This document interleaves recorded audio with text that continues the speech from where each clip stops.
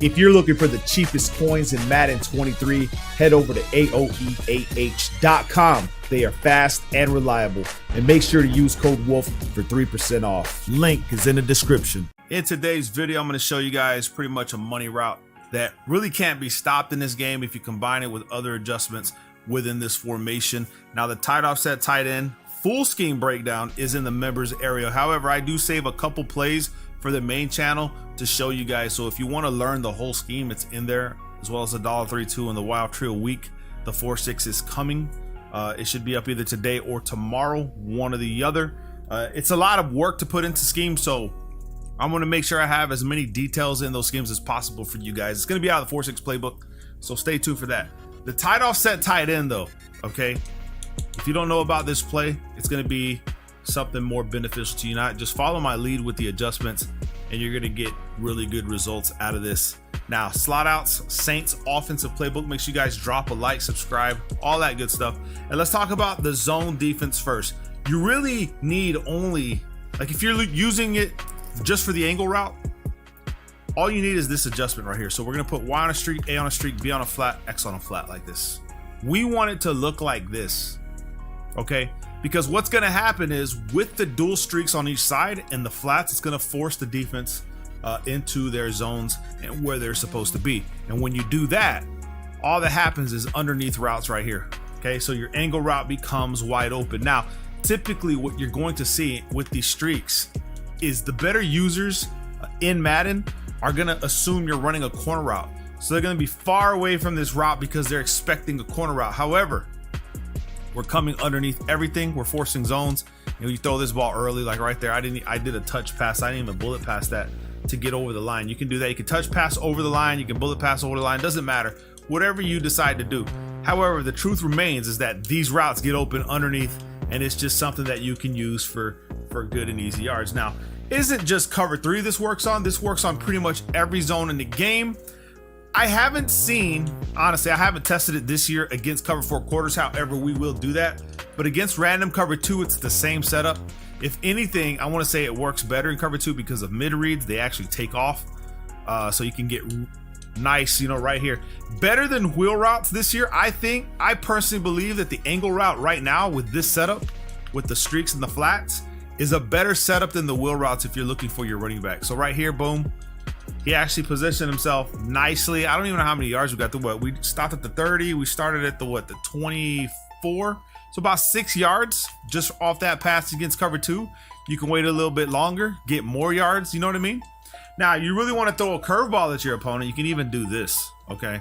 Now, I don't really recommend it, but if you want to throw a curveball, you can. You can run the same setup, but then motion your running back over so he cuts through the line.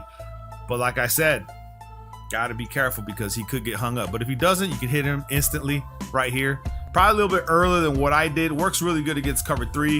And it also kind of cooks man defense and cover 1 defense because typically the 3-rec cook will sit in the middle right there where the running back is, and you won't be able to throw that. But I'll have a setup for you guys here in a little bit for that. So again, you'll see it right here. Cut inside, boom, money all day. Does not matter if they shade underneath and all that because the streaks are going to force the zones back, okay? Forces the zones back.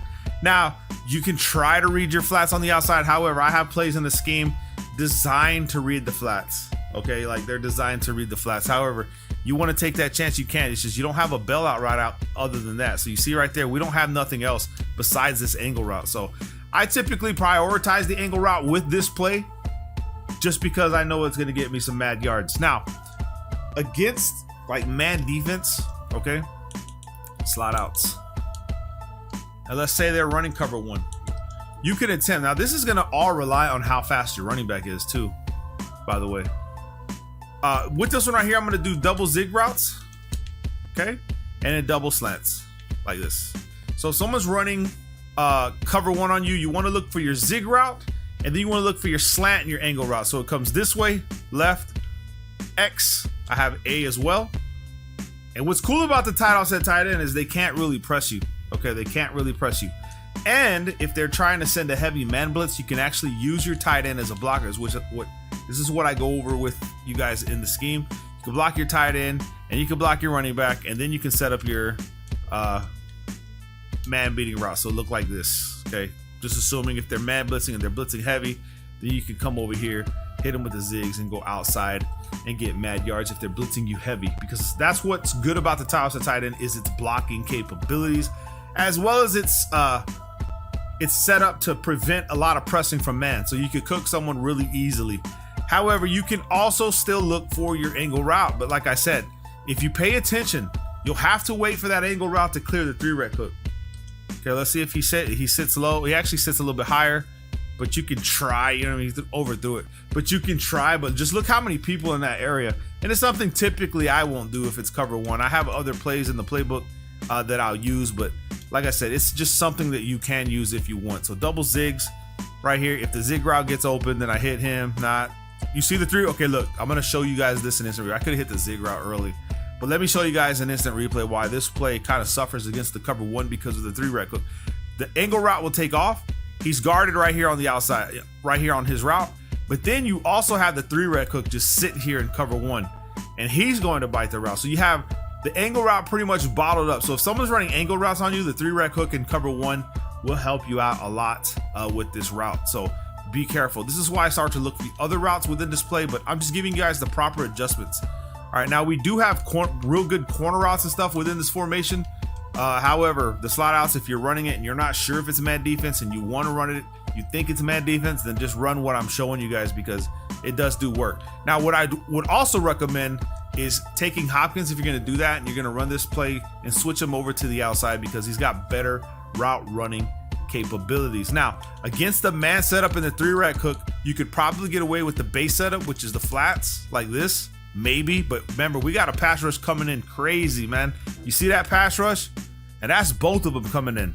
And you could try to get around this right here. You see this right here? Oh, damn, he overthrew that. But let me show you guys in instant replay what's happening with this play right here. When you motion the running back over, you get this little stutter on the defensive end, right? This guy that's supposed to man him up because he's not running the regular angle route on his side. However, it's predetermined animations and defense, so they already know what the hell you're gonna do. So they come over here and they wait for the angle route as if you're running it on the right side, and then you stop and you cut in, and he'll know what to do. You know what I mean? And that right there, you could probably get away with the base setup using it against the 3-rec hook. However, it's all dependent on the pass rush, man. Trying to wait that long for a route, you have to be careful. There he goes. He's waiting over there, but he actually got in the way. And that's what I'm talking about. He actually got hung up on the line. So that's just a setting that I would use if everything else for you is failing. You know what I mean? Like, you want to try to bait him, you can motion him across like this, but having to wait for him, you'll see he goes and waits over there. Perfect. See, that's what I was looking for right there. Okay, that's the animation I'm talking about where they're expecting you to run the angle route regular and you don't because it's a predetermined defensive setup. He already knows you're running an angle route. If you look, he's already taken off to the side before you even get to the side. You know what I mean? Like, he's already over there on that side before you even run it, and then you cut off on this angle route right here. Now, like I said, running backs are key. So the Aaron Jones is actually going to put in work with this route no matter how you run it because he's just awesome that way. Okay, Aaron Jones by himself is the cheat code. Other running backs as well. What did I just do? But running the angle route, like I said, you may be able to put like maybe double in routes. That actually does slow the 3-rec hook. So double in routes, man, will slow down that 3-rec hook from reading your plays because he's gonna have to prioritize them like this. You see what I'm saying? Can actually prioritize against cover 1 running this play because the 3-rec, well, actually he sits low right here, but I can hit him inside. So the angle routes, man, okay, use them to your advantage. Use this play.